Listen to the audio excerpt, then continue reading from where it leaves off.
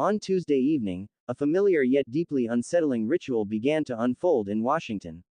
The White House Office of Management and Budget, under the direction of Russell Vought, issued an urgent memo to all federal agencies.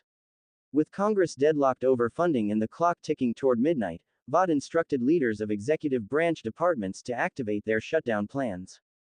Welcome viewers to my channel. Please subscribe, like my video and turn on notifications so you don't miss our next update. The memo was terse, but its implications were enormous.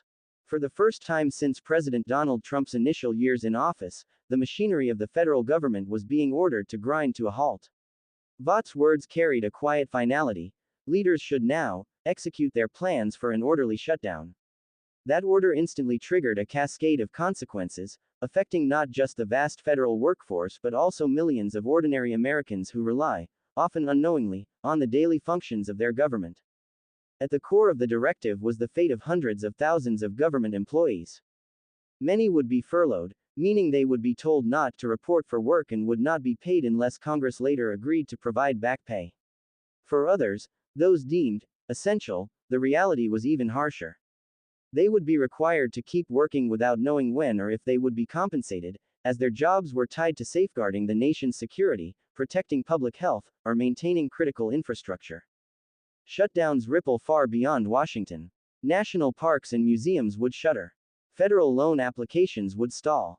Small businesses awaiting approvals from the Small Business Administration would be forced to wait. Food assistance programs, tax processing, and countless other services would either slow down or stop entirely. The unseen presence of the federal government in everyday life suddenly becomes visible only when it disappears. And yet, Vought's memo carried an even more extraordinary element. He didn't simply tell agencies to prepare for a temporary halt in operations. He urged them to consider permanent reductions to their workforces, including large-scale firings. This language suggested that the Trump administration viewed the shutdown not merely as a temporary crisis but as an opportunity to push forward with a long-standing goal: shrinking the federal government itself. For many federal employees, this was chilling. Shutdowns had always been painful, but historically they were temporary standoffs, followed by eventual funding deals and a return to normalcy. Vought's words hinted at something different, something more enduring. The government workforce, long a political battleground, now found itself at the center of a potential restructuring that could outlast the shutdown itself. The shutdown was triggered after Senate Democrats rejected a Republican proposal to keep the government open. Both sides accused the other of intransigence. Republicans framed Democrats as obstructing essential funding, while Democrats argued that the GOP plan was laced with unacceptable provisions designed to undercut social programs and limit oversight. As negotiations collapsed, the atmosphere in Washington grew increasingly toxic. And then, into this already combustible mix, President Trump inserted himself in a way only he could, through the use of AI-generated videos mocking his chief political opponents. On Monday, Trump had posted a manipulated video portraying House Minority Leader Hakeem Jeffries and Senate Minority Leader Chuck Schumer outside the White House. Jeffries was depicted with a mustache and sombrero, set against the backdrop of mariachi music. The video was vulgar, racially insensitive, and unmistakably designed to ridicule. It immediately sparked outrage. But on Tuesday, Trump doubled down. Just hours before the government was set to close its doors, he reposted footage of Jeffries' MSNBC interview in which Jeffries criticized the original video. This time, Trump altered the clip by adding the same mustache and sombrero to Jeffries' image while overlaying new depictions of Trump himself playing mariachi music. The message was clear: Trump was not retreating. He was escalating. The timing was striking. While federal employees across the country braced for the loss of paychecks, while agencies prepared to shutter, and while millions of Americans wondered what services they might lose, the President of the United States was sharing satirical AI videos aimed not at finding solutions, but at humiliating his opponents. For Hakeem Jeffries, the target of the mockery, the attacks underscored the seriousness of the political divide. At a press conference with fellow Democrats, Jeffries directly challenged Trump: "If you have something to say it to my face. Don't hide behind AI caricatures." Later, appearing on MSNBC, Jeffries sought to put the focus back on governance. "What we need from the President of the United States," he said, "is leadership. We need someone willing to sit down, negotiate, and govern, someone who is focused on the American people, not someone playing with racist stereotypes to distract from his failures. His words were both an appeal and a condemnation.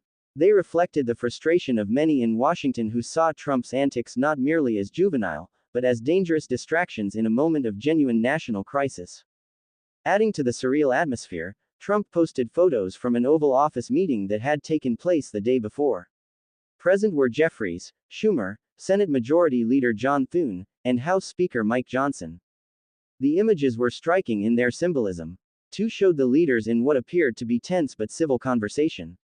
But a third photo stood apart, Trump pointing at Jeffries with a sneer. On the desk in front of him sat several red hats emblazoned with Trump 2028, a not-so-subtle reminder of the president's enduring political ambitions. The juxtaposition was stark. In one moment, the president was seated in the Oval Office, surrounded by the top leaders of Congress, supposedly engaged in serious budget negotiations. In the next, he was flooding social media with AI videos designed to ridicule and belittle one of those very leaders. The contrast highlighted a central reality of Trump's political style: governance and spectacle were never separate, they were intertwined. As midnight approached, Washington settled into a familiar yet unsettling rhythm.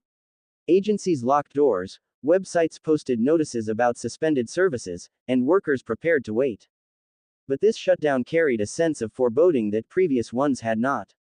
Vaught's language about permanent workforce reductions raised the possibility that this was not simply another chapter in the recurring drama of partisan brinkmanship, but rather a prelude to a deeper restructuring of government itself. Meanwhile, the president's relentless mocking of Jeffries suggested that political theater, rather than serious compromise, might dominate the days ahead. With each AI-generated video, Trump was not merely poking fun at his opponents, he was sending a message to his supporters that the fight was about more than funding. It was about power, identity, and control. For ordinary Americans, however, the consequences were far more immediate. Delayed paychecks, shuttered offices, and lost services would begin to pile up. The question of how long this shutdown might last loomed large. And with negotiations stalled, the prospect of a swift resolution seemed increasingly remote. What began as a budget impasse had spiraled into something larger, a collision of governance and spectacle, of institutional paralysis and personal vendettas. As the government prepared to close, the American people were left to bear the consequences, caught in the crossfire of leaders more focused on political theater than practical solutions. The coming days would reveal whether this shutdown was just another temporary chapter in Washington dysfunction, or whether it marked the beginning of a more profound reshaping of the federal government, and of American politics itself. To understand the gravity of this moment, it is worth recalling the shutdown of 2018-2019, the longest in U.S. history. That standoff, driven by Trump's demand for border wall funding, lasted 35 days and left deep scars. Federal workers were forced to line up at food banks. Air travel was disrupted as unpaid TSA agents called in sick. The nation watched as basic governance faltered under partisan strife. Now, in 2025, the memory of that shutdown hangs over Washington like a warning. Yet this time, the stakes appear even higher. The combination of permanent workforce cuts and the president's embrace of AI-driven political mockery suggests that the shutdown may be more than a temporary budget dispute, it may be a deliberate strategy to remake the government and reframe political